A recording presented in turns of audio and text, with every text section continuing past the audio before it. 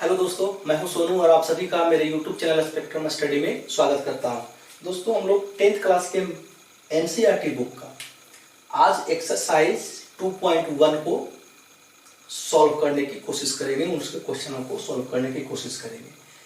तो यह किससे रिलेटेड है? यह बहुपद के शून्यक का ज्यामितीय अर्थ से रिलेटेड है और इसके ठीक पहले जो मैं वीडियो बनाया हूं वो इसी पर है कि बहुपद के शून्यक का ज्यामितीय अर्थ क्या होता है।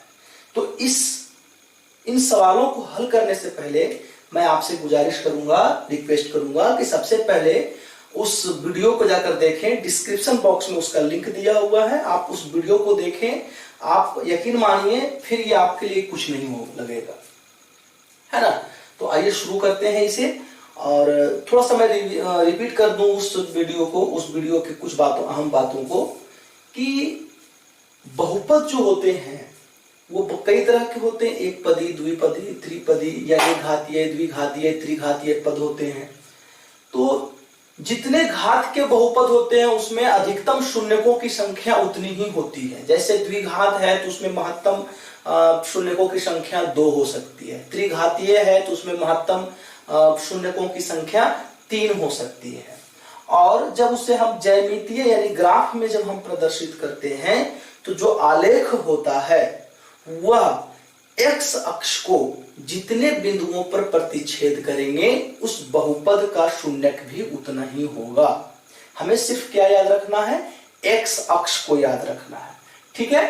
तो आइए सबसे पहले पहला सवाल को हल करने की कोशिश करते हैं। सवाल पहले पढ़ लेते हैं कि किसी बहुपद px के लिए, हम जानते हैं किसी भी बहुपद को px से करते हैं और उसे y मान लेते हैं, का ग्राफ नीचे दिया गया है और प्रत्येक स्थिति में px के शून्यकों की संख्या ज्ञात करना है। तो हम क्या देखेंगे? हम देखेंगे जो ये आलेख, जो रेड कलर से हमने जो आलेख खींचा है, आलेख बनाया है, वह x अक्ष को, कौन है x अक्ष? ये, ठीक है। ये जो आपका क्षैतिज जो रेखा खींची गई है वह x अक्ष है। तो वह यह जो आलेख है x अक्ष को कितने जगह या कितने बिंदुओं पर प्रतिच्छेद करती है, तो वही निर्धारण होगा कि उस बहुपद का शून्यक कितना है। तो पहला देखिए आप कि क्या यह आलेख तो ये है रेड वाला, है ना, क्या यह x अक्ष को किसी भी जगह पर प्रतिच्छेद करता है? ध्यान दीजिए, कहीं नहीं, यह y अक्ष को प्रतिच्छेद कर रहा है। तो हमें y अक्ष से लेना देना नहीं है, शून्यकों की संख्या को ज्ञात करने के लिए हमें x अक्ष को देखना होता है। तो x अक्ष में यहां पर ये नहीं है, तो हम कह सकते हैं कि यहां पर शून्यकों की संख्या कितना होगा? 0 होगा, एक भी नहीं होगा। क्यों नहीं होगा? आप जान चुके हैं, x अक्ष को एक भी बिंदु पर प्रतिच्छेद ये आलेख नहीं कर रहा है। दूसरा नंबर में देखते हैं कि दूसरा नंबर में यह जो आलेख है रेड कलर, यह x अक्ष को कितने जगह पर प्रतिच्छेद कर रहा है? तो देखिए, यह x अक्ष, इस लाइन को देखना है तो मात्र एक जगह यह जो है प्रतिच्छेद कर रहा है यह आलेख। तो हम कहेंगे कि इसके शून्यकों की संख्या कितना हो गया? 1 हो गया। एक शून्यक होगा मात्र इसका, इस बहुपद का। यहां देखिए, इसमें x अक्ष को कितने जगह पर ये प्रतिच्छेद कर रहा है यह आलेख? तो एक तो यहां हो गया, उसके बाद दूसरा, और उसके बाद क्या हो गया? तीसरा हो गया। एक जगह, 2 जगह, 3 जगह, दिख रहा है ना? 1 2 3 जगह ये बहुपद को प्रतिच्छेदित कर रहा है। ये x अक्ष को प्रतिच्छेद कर रहा है या गुजर रहा है काट कर। तो यहां पर शून्यकों की संख्या कितना? 3। कितना आसान है। फिर यहां देखिए, x अक्ष ये हुआ, इसको यहां पर प्रतिच्छेद हो रहा है और यहां पर हो रहा है। कितने जगह पर हो रहा है? 2 जगह पर। तो बताइए शून्यकों की संख्या कितना? 2। यहां पर कितने हो गए? 2 शून्यक हो गए। यहां देखते हैं तो यहां पर कितने? 1 2 3 4। ये सिर्फ x अक्ष को 1 2 3 4। तो यहां शून्यकों की संख्या कितना? 4 हो गया। यहां देखिए, ये अब देखो यहां कितना है? एक तो ये हो गया 1, फिर ये। अब यहां ध्यान देना कि कहोगे कि सर ये तो प्रतिच्छेद कर नहीं रहा है, तो कैसे हम मान ले? तो मैंने आपको 3 केस पढ़ाया था। B square minus 4ac is greater than 0, b square minus 4ac equal to 0 and b square minus 4ac is less than 0, है ना। जब बी स्क्वायर माइनस 4ac 0 के बराबर हो, वो सारे उस वीडियो में है, इसलिए मैंने कहा था कि जाकर उस वीडियो को देखें।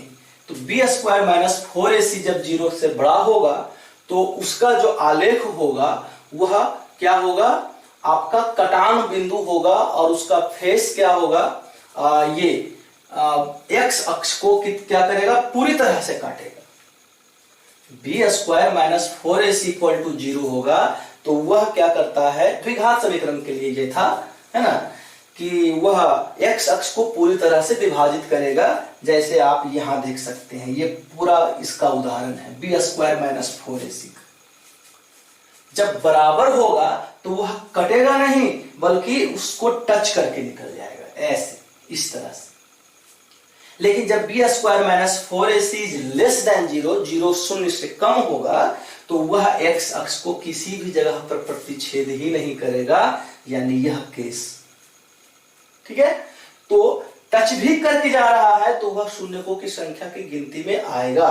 तो देखिए 1 2 3, तो इसमें भी कितना हो गया, बहुपदों के शून्यकों की संख्या 3 हो गया, ठीक है। बस इसमें इतना ही था, यही सवाल था, इसको समझना था, है ना। और इसमें जो परीक्षाओं में अगर इसको पूछा जाता है तो एक ग्राफ दे दिया जाता है और उसमें सिर्फ पूछा जाता है कि शून्यकों की संख्या कितनी होगी, या फिर इससे रिलेटेड दे देता है कि यदि b square minus 4ac equal to 0, है ना, और a यदि जो है, और a यदि क्या करे, 0 से बड़ा हो तो कहां बनेगा या कैसा बनेगा। तो मैंने बताया था कि जब a जब 0 से बड़ा होगा तो उसका फेस ऊपर की ओर होगा, है ना। a जब छोटा होगा तो क्या होगा, उसका फेस नीचे की ओर होगा, ये ध्यान देना था। और a तो 0 के बराबर हो नहीं सकता, क्योंकि a 0 के बराबर होगा तो द्विघात बहुपद रहेगा नहीं, है ना। इसके बारे में पूरी डिटेल से हमने पिछले वीडियो में समझाया है। तो ये एक्सरसाइज 2.1 था। अब हम लोग आगे बहुपदों के शून्यकों और उसके गुणांक में संबंध स्थापित करेंगे, ठीक है। तो बने रहिए हमारे साथ ऐसे ही वीडियो में, और ऐसा ही प्यार देते रहिए आप। अच्छा लगा हो वीडियो तो जल्दी से लाइक कर दो, दोस्तों को शेयर करो, और चैनल पर नए हो तो सब्सक्राइब करो और बेल आइकन को प्रेस कर दो, ताकि इसी तरह का अगला वीडियो का नोटिफिकेशन सबसे पहले आपके मोबाइल पर मिल जाए, ताकि आपको मेहनत नहीं करना पड़े कि कब वीडियो आ रहा है नहीं आ रहा है। तो मिलते हैं हम लोग अगले वीडियो में। That's all for today, thank you.